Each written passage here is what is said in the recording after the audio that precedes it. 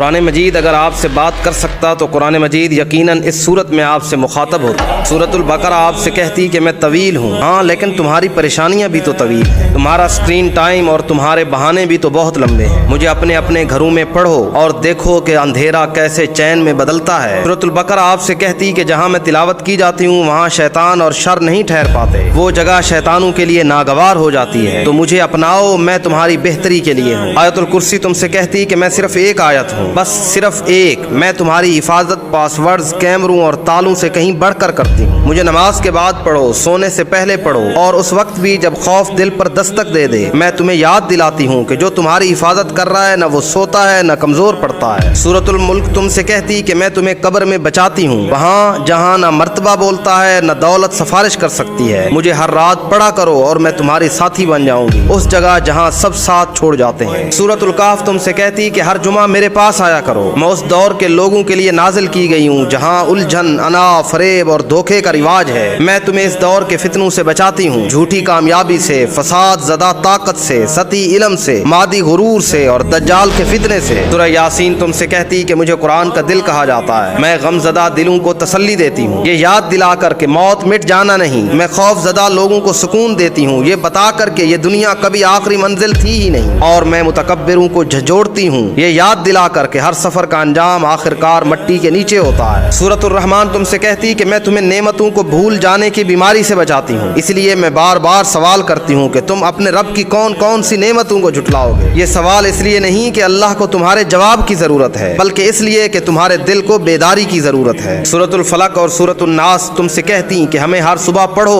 ہمیں رات کو پڑھو، ہم تمہیں یہ بھولنے سے بچاتی ہیں کہ حفاظت صرف جسمانی نہیں ہوتی بلکہ زخم جذباتی ہوتے ہیں، کچھ روحانی ہوتے ہیں اور کچھ ایسے جو نظر ہی نہیں آتے، کچھ ذہنی جنہیں صرف اللہ جانتا ہے۔ انسان کو ان چیزوں سے بھی پناہ چاہیے جنہیں آنکھیں دیکھ سکتی ہیں اور ان سے بھی وہ جنہیں نہیں دیکھ سکتی، تو تمہیں ان چیزوں سے اگر حفاظت چاہیے جنہیں تم دیکھ نہیں پاتے، جب دیکھ نہیں پاتے تو ان کے مقابلے میں تم لاچار اور کمزور ہو، تو ان چیزوں سے حفاظت کے لیے ہمیں پڑھا کرو۔ اور قرآن اگر بول سکتا ہوتا تو قرآن تم سے کہتا کہ میرے ساتھ تعلق بنا کے رکھو۔